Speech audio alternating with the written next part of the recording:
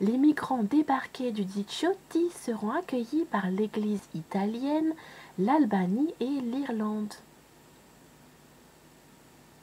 Les 150 migrants qui se trouvaient à bord du dit Chioti, un bateau des gardes-côtes italiens bloqué depuis 5 jours, ont tous débarqué dans le port sicilien de Catane dans la nuit du 25 au 26 août 2018.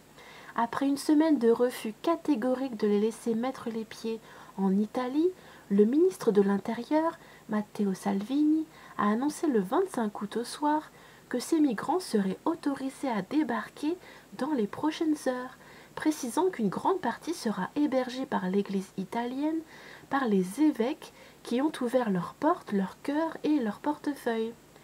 Matteo Salvini, qui s'est fermement opposé pendant plusieurs jours au débarquement de ces personnes, conformément à sa politique anti-immigration, a fait cette annonce après que la justice italienne ait décidé d'ouvrir une enquête contre lui pour séquestration de personnes, arrestation illégale et abus de pouvoir. Un petit peu comme en France, quand il y a quelque chose qui ne plaît pas au pouvoir central, eh bien ce sont des juges très au pouvoir central qui ouvrent des enquêtes comme par hasard.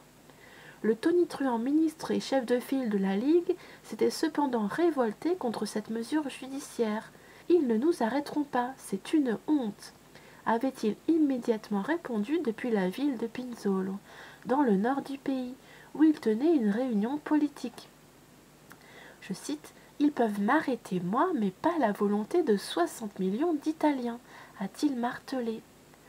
De nombreuses critiques pleuvaient depuis plusieurs jours sur Matteo Salvini, dont une des plus dures a été formulée le 25 août par l'archevêque d'Agrigente. Parfois il m'arrive de penser que s'il s'était agi d'animaux, on les aurait mieux traités. C'est ainsi indigné le cardinal Francesco Montenegro.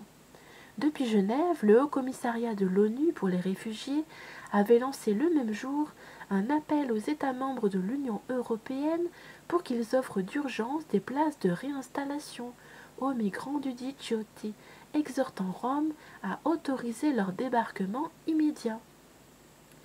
L'Irlande et l'Albanie promettent d'accueillir les migrants. Le seul soutien venant de l'Union européenne a été celui de l'Irlande, qui a offert de prendre en charge 20 à 25 migrants. La solidarité européenne est importante, a souligné le chef de la diplomatie irlandaise. En outre, l'Albanie, qui n'appartient pas à l'Union européenne, a donné son accord pour accueillir 20 personnes. Je remercie le gouvernement albanais qui s'est montré plus sérieux que le gouvernement français, a commenté Matteo Salvini, qui s'en prend régulièrement au président de la République, Emmanuel Macron, à travers les médias et les réseaux sociaux. Les responsables italiens ont exprimé depuis le 24 août dernier leur ressentiment contre l'Union européenne, qu'ils accusent de les abandonner alors que leur pays est confronté à une grave crise migratoire. Et ce sont les Italiens qui sont en première ligne. D'ailleurs, il y aurait des collusions avec l'armée américaine qui serait très implantée dans la région et qui favoriserait à fond une possible guerre civile. Après avoir, en compagnie de Luigi Di Maio, l'autre poids lourd du gouvernement, menacé l'UE de payer moins pour le budget communautaire en raison de l'absence de solidarité, Matteo Salvini est revenu à la charge le 25 août, promettant que l'Italie ne votera pas lorsqu'il faudra l'unanimité pour adopter le budget.